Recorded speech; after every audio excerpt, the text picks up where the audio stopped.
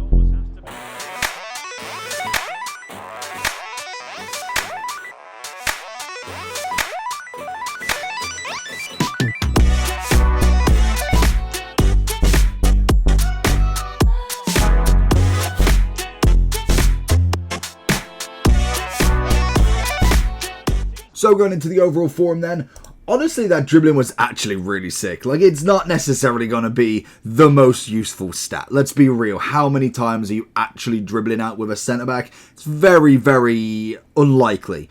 But if you do have it in a dire situation, he's not bad at his turning. It really makes him so responsive. Even without the skill moves being a 3, 4, or 5 skiller, it actually works really, really well. So I'm a big fan of something different. Finally, something unusual. And I know it's not necessarily the most creative thing that they've ever done, but it actually was semi-nice to try out something different with a centre-back. In terms of the Shadow, I think that is going to be the best solution for him. 82 on the pace, 98 defending, which is just crazy in itself.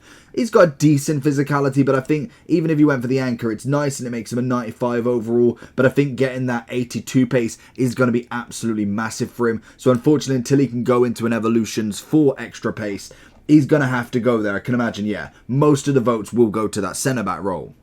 When it comes to the price, 335,000 isn't the worst we've seen. It's a little bit more expensive than I kind of thought it was going to be. Especially we've got, bronze and silver, gold. Then we've obviously got an 85 rated team, 86 287s.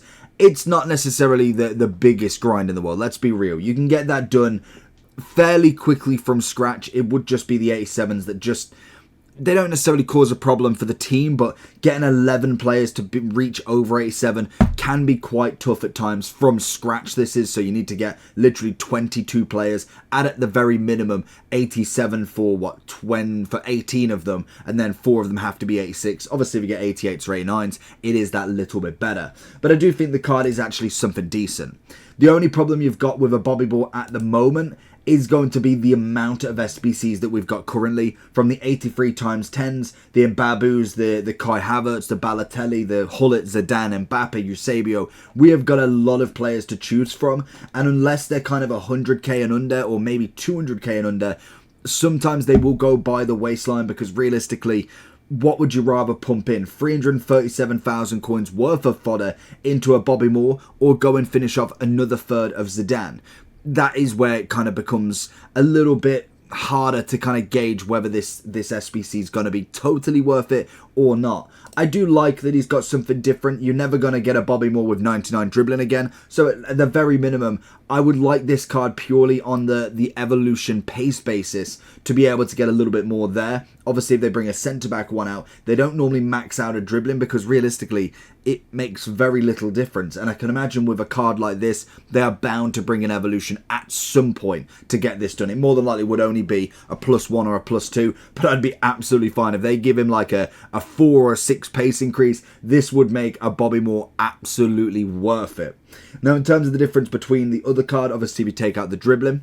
We managed to get a 4 pace increase, 1 on defending and physical, 1 on shooting, 1 and 2 on passing. So nothing too crazy. The 4 pace is quite nice. It does take it to the point where you can get 82 on that pace rather than say 78 or about 80 with obviously a shadow anyway. And I think overall he's a nice defender. Bobby Moore has always been a solid defender. It's always been the pace that let him down. Hence why when we got the World Cup version last year, it was a revelation, because it was something new that we'd never really seen massively in the icons. We've saw it with players like Hummels, like Kroos with flashback versions, but not really in the icons. So it's nice that they're doing it, and it's just something different that you can grind for.